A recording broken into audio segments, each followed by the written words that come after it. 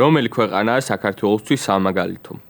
რადგან რაღაც ეკონომიკაზე ვისაუბრეთ, ამ კუთხით ვიტყვი უფრო, რომ აი კონკრეტულად რომელიმე ქვეყნის გამოცდილების აღება, copy paste-ის გაკეთება არის შეუძლებელი. შემდეგ გაითვალისწინოს კულტურულ, სოციალური და ისტორიული წარსული, რომელიც შენ ქვეყანას გააჩნია, უნდა პირველ რიგში, როცა ეკონომიკაზე არის საუბარი, ხასიათი და შრომის უნარიანობა უნდა გაითვალისწინოს შენი მოსახლეობის.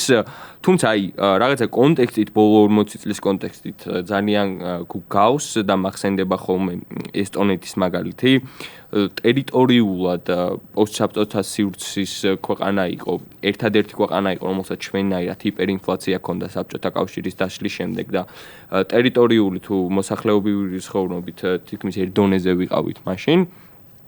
მათ შეძლეს, რომ მოეწყოთ სახელმწიფო ეკონომიკა ისე, რომ ინვესტიცია ჩაიდოთ ადამიანებში. მაშინ, როდესაც შენ არ გაქვს რაღაც დიდი ბუნებრივი რესურსები, შენ არ გაქვს დიდი თანხა, რომ პირდაპირ რაღაცა ინდუსტრიალიზაცია დაიწყო და წარმოება გააჩაღო ქვეყანაში, შენ გჭირდება, რომ ჯერ ამისთვის მოიტანო თანხა, ხო?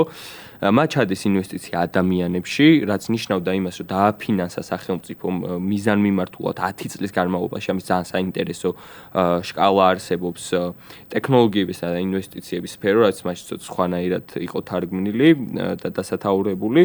და რამდენიმე წელიწადში მათ საუნივერსიტეტო ბაზაზე შეიქმნა ისეთი ტიტანები, მაგალითად როგორც არის Skype, Bolt, რომლებიც 10 წლის შემდეგ, როდესაც სახელმწიფო დაფინანსება შეწყდა ამ სფეროში, გახდნენ თავადვე ამ სფეროს დამფინანსებლები და დღეს ესტონეთი დელავერის შემდეგ არის ყველაზე მზარდი ქვეყანა სტარტაპების რეგისტრაციის კუთხით. მთელი მსოფლიოდან ადამიანებს თავიანთი იდეები და სტარტაპები მიაქვთ ესტონეთში, რომ დაარეგისტრირონ, იმიტომ რომ არის შესაბამისი გარემო, განვითარებული და ეკოსისტემა და მილიარდობით დოლარის ბაზარი შექმნა სახელმწიფომ და სახელმწიფოს სწორმა პოლიტიკამ არაფრიდან ფაქტობრივად ჰიპერინფლაციით. იმ ფონზე, როდესაც ჩვენ ამ დროს გავერთეთ სამოქალაქო ომებში, ჩავერთეთ სამწუხაროდ და ჩავძირეთ ჩვენი ეკონომიკა, ასე ვთქვათ, ამ ყველაფერში. დღეს ერთ-ერთი მიმართულება, რაც გონია, რომ შეიძლება სწრაფი ზრდის მომცემი იყოს საქართველოსთვის, არის ადამიანებში ინვესტირება.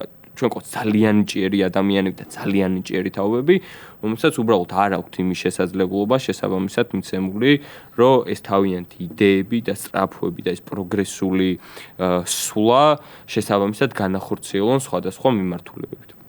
მე მგონია, რომ ტექნოლოგიების და ინოვაციების სფერო არის ერთ-ერთი მთავარი სფერო, რომელიც უნდა, ასე ვთქვათ, პრიორიტიზდეს სახელმწიფოს მიერ სწრაფი ეკონომიკური სვლის მისაღწევად, რომ უფრო სერიოზული ეკონომიკური პოლიტიკა დაიგეგმოს ამის შემდეგ, რაც უკვე არის წარმოების განვითარება თუ სხვა დანარჩენი.